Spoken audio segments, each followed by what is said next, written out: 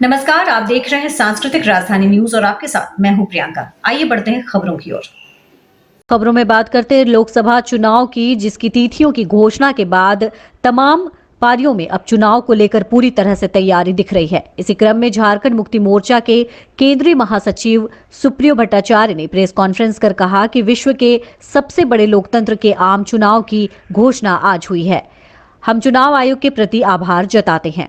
पिछली बार झारखंड में 7 चरणों में चुनाव देखना पड़ा था, इस बार हम 4 चरण में चुनाव देखेंगे। झारखंड को चुनाव में थोड़ी बहुत राहत मिली है। वहीं इलेक्ट्रल बॉन्ड को लेकर उन्होंने कहा कि भारतीय जनता पार्टी के इलेक्ट्रल बॉन्ड से मिले पैसे को चुनाव आयोग को जब्त कर लेना चाहिए। एसबीआई ने जो रिकॉर्ड दिखाए हैं उसमें जो हाउसेस कंपनियों के बारे में उन पर रेड होता था, बाद में वो इलेक्ट्रल बॉन्ड में आ जाते थे। चुनाव आयोग को हर गतिविधि पर नजर रखनी चाहिए। किसी पार्टी को ईवीएम का बटन दबाए और किसी और पर चला जाए, इस पर भी चुनाव आयोग को ध्यान रखना चाहिए।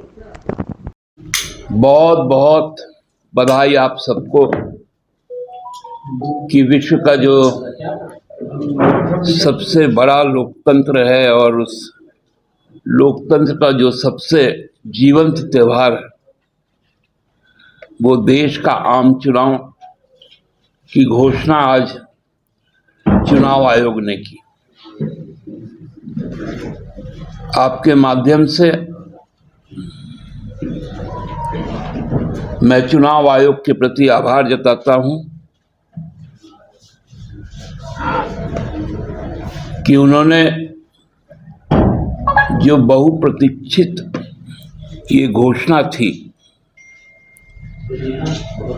थोड़ा सा विलंब से ही सही, लेकिन आखिर आज उन्होंने कर दी। ये विलंब हम लोग समझ सकते हैं कि क्यों हुआ। अचानक से जो एक चुनाव आयुक्त थे, उनका रिटायरमेंट के पश्चात दूसरे ने त्यागपत्र दिया तो एक बड़ा गैप बन गया था। हालांकि जो भी एक्सरसाइज हुआ, माननीय मुख्य चुनाव आयुक्त ने कहा कि यह विगत 2 वर्षों का एक्सरसाइज है।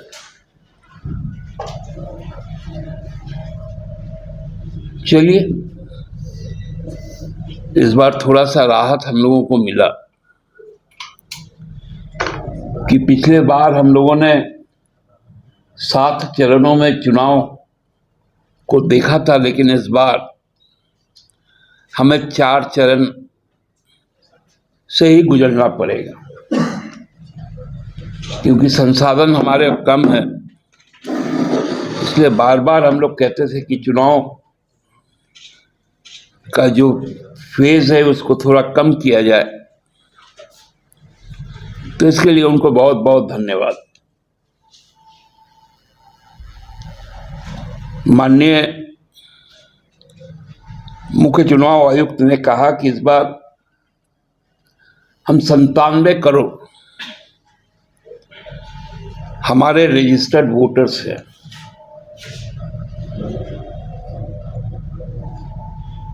जो एक तकनीकी पहलू है रजिस्टर्ड वोटर्स में और वोटर्स में,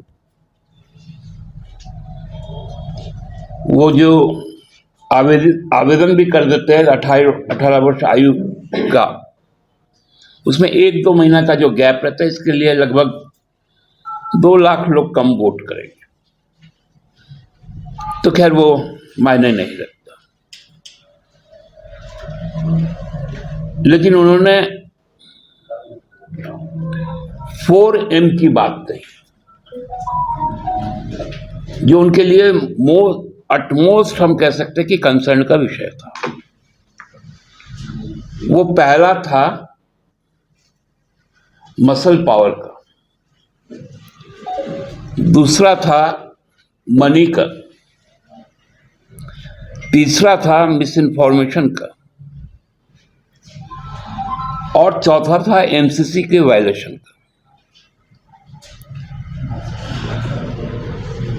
हम यदि पिछले 2 सालों में माननीय मुख्य चुनाव आयुक्त ने कहा कि हम 11 राज्यों में विधानसभा का चुनाव करवाएं,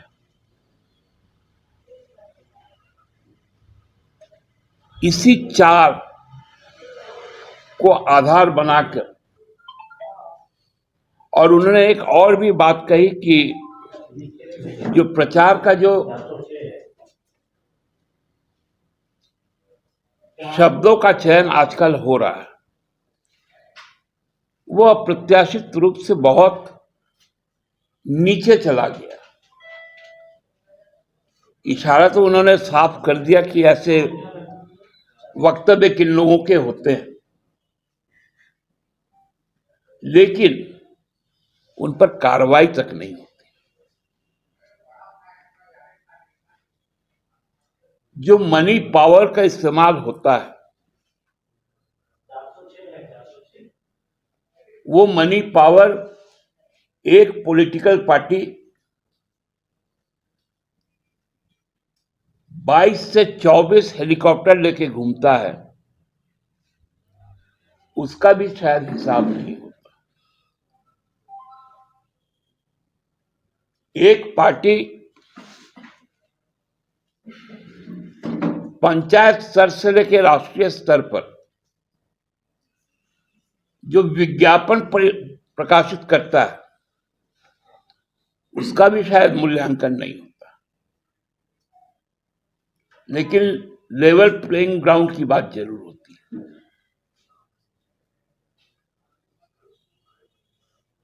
तो ये सुनकर थोड़ा व्यथा भी होता है जब सब कुछ जानते हुए, और हम लोगों का तो ये सौभाग्य है कि रांची लोकसभा के पीठासीन पदाधिकारी माननीय मुख्य चुनाव आयुक्त रहे हुए, जिला निर्वाची पदाधिकारी भी रहे हुए,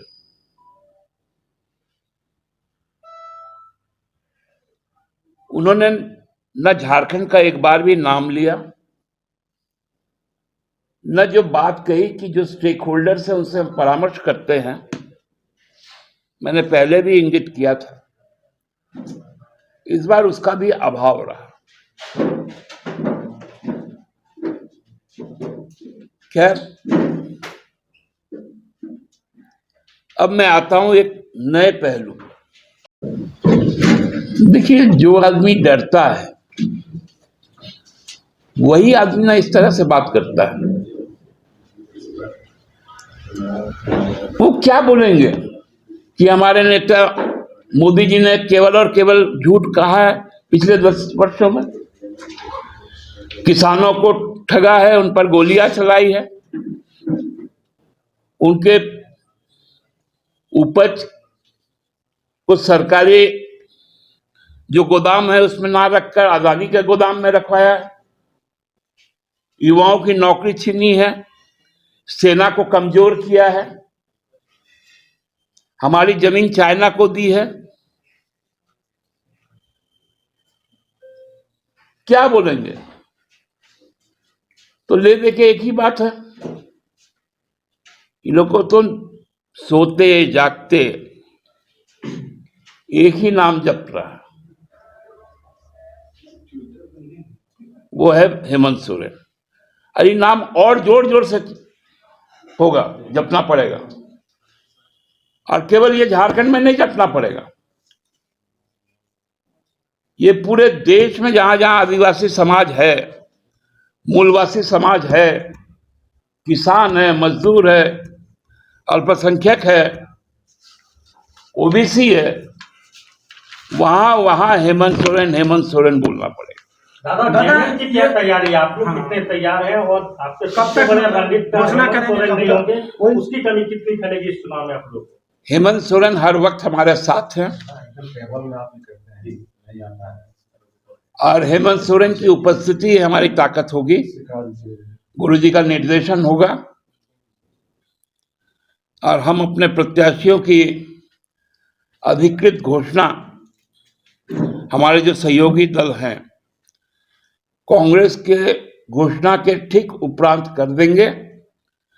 हमारे प्रत्याशीगण अपने अपने क्षेत्रों में पूरी तरह से तैयार हैं, हमारे कार्यकर्ता तैयार हैं, और जिन क्षेत्र में हमारे अधिकृत प्रत्याशी नहीं भी होंगे उस क्षेत्र के भी कार्यकर्ता अपने सहयोगी गठबंधन की जीत सुनिश्चित करने के लिए सभी प्रकार के अपनी जो दायित्व है उसका निर्वहन करें। कुछ सीटों पे पेच भी है क्या? कुछ सीटों अब कोई सीटों पर कोई पेच नहीं है, केवल और केवल हम इंतजार कर रहे हैं कांग्रेस पार्टी का कि वो अपने प्रत्याशियों की घोषणा करे।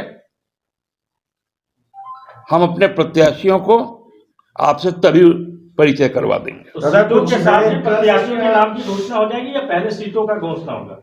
वही संभावना है, हम लोगों ने वही कहा है कि जब घोषणा हो तो कार्यकर्ताओं की इच्छा है कि एक साथ हो जाए। दादा कुछ नए चेहरे हैं, दादा कुछ नए चेहरे हैं जिसकी चर्चा हो रही है, क्या देखने को मिलेगा जो हम लोग सुन रहे हैं? क्योंकि इस बार हेमंत बाबू जो है दुमका से चुनाव लड़ सकते हैं क्या? अब देखिए, हेमंत बाबू के लिए तो हर मेरा जिला का आदमी बोलता है मेरे यहां से लड़वाइए, तो दुमका भी बोल रहा है, जामताड़ा भी बोल रहा है, देवघर भी बोल रहा है, आपका पश्चिमी सिंहभूम भी बोल रहा है, खूंटी भी बोल रहा है, लोहरदगा भी बोल रहा है, गुमला भी बोल रहा है, सिमडेगा भी बोल रहा है। तो दादा एक सीट तो चुनना होगा ना, अब वो सीट तो हेमंत बाबू चुनेंगे ना, मतलब तय है लड़ेंगे वो चुनाव। अब ये उन पर डिपेंड करेगा, कार्यकर्ताओं की इच्छा है कि वो चुनाव लड़े। कि हरियाणा में जो चीजें घटी, वहां के एक नॉन लेजिस्लेटिव मेंबर को मुख्यमंत्री बनाया गया किस हालत में, जहां भाजपा के लोग कहते हैं कि कॉन्स्टिट्यूशनली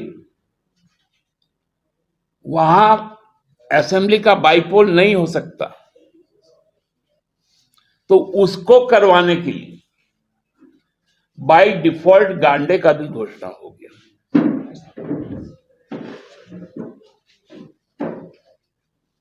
ये जो चालाकी है,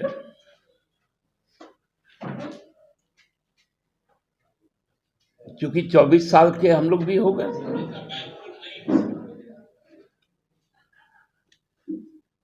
24 साल में तो समझने बुझने भी लग गए हम लोग, थोड़ा बहुत पढ़ाई लिखाई भी कर लिया, इसीलिए चुनाव आयोग का यह चालाकी पकड़ में आ गया।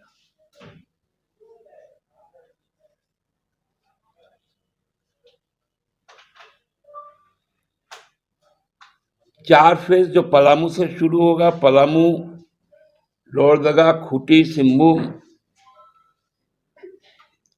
उसके बाद कोडरमा, चतरा, हजारीबाग,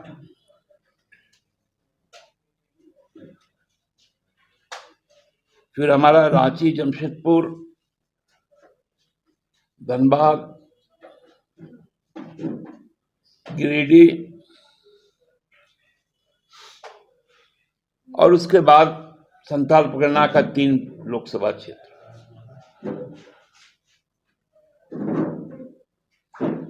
लगभग ये डेमोग्राफी एक तरह से हमको लगता है कि सेट हो चुका है फेज वाइज।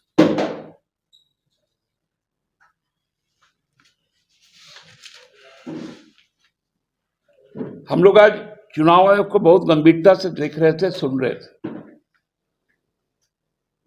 उसमें कुछ सवाल भी हुए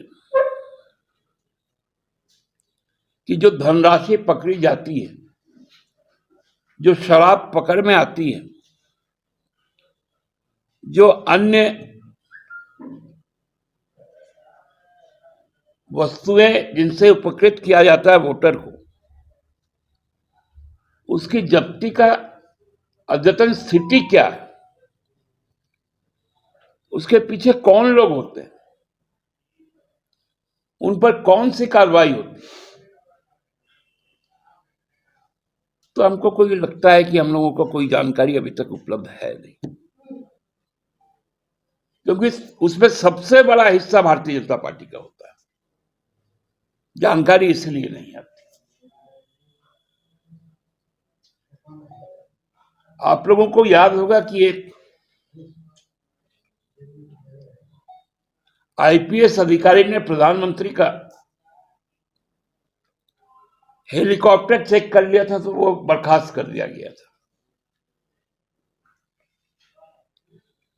प्रधानमंत्री के वक्तव्य पर जब एक निर्वाचन आयुक्त लवासा साहब ने आपत्ति जताई तो उनको हटा दिया गया।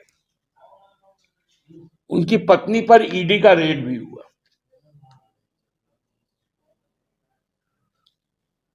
तो ऐसे परिस्थिति में हम तो चुनाव आयोग पर विश्वास करते हैं, इसलिए ये भी जरूरी है कि चुनाव आयोग अपनी विश्वसनीयता को कायम करे।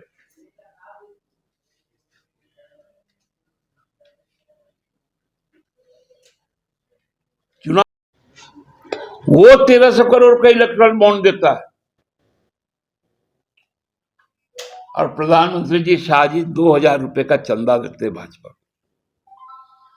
और ये मैं नहीं कह रहा हूं, उनके चंदा की बात उनका ऑफिशियल जो ट्विटर हैंडल है एक्स उस पे आता है, फेसबुक में आता है, उसके वेबसाइट में भी आता है। और एसबीआई ने कहा है कि फलना व्यक्ति जो है उन्होंने 1300 करोड़ रुपए का बॉन्ड खरीदा। एसबीआई ने जो रिकॉर्ड दिखाया उसमें जो जो कंपनियां हैं उन कंपनियों के बारे में अब मालूम चल रहा है कि उन पर जैसे ही रेड होता था तो कई सौ करोड़ के बॉन्ड आ जाते थे। अब यूनिक नंबर देंगे तो मालूम चलेगा किस पार्टी को कब कब कितना पैसा मिला। इसके जीते जागते उदाहरण तो खुद उप मुख्यमंत्री बनकर अजित पवार जी दे रहे हैं कि प्रॉपर्टी अटैच हुआ, उप मुख्यमंत्री बन गए, केस बंद हो गया।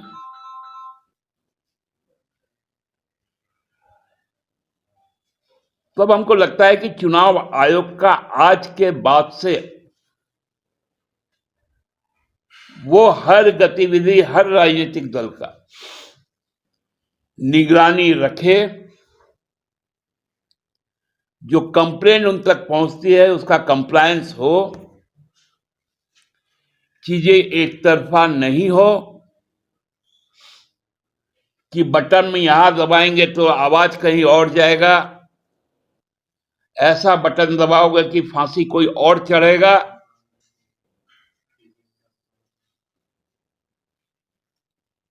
खुले तौर पे सांप्रदायिक बात करेंगे,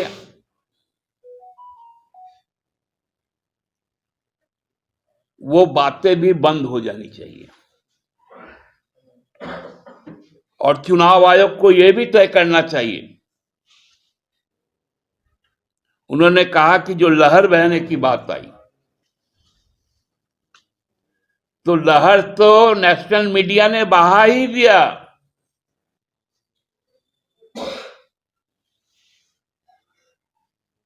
अब बहाने में खाली एक चीज जोड़ेंगे कि ये हमारा विज्ञापन है।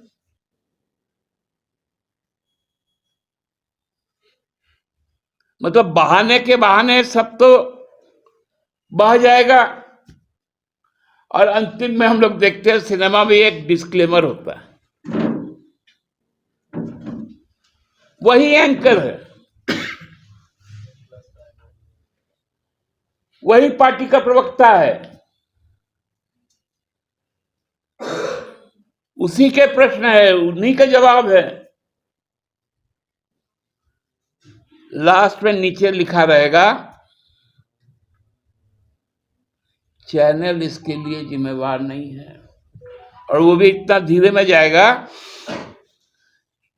कि बहने वाला तो बह जाएगा रमता जोगी की तरह।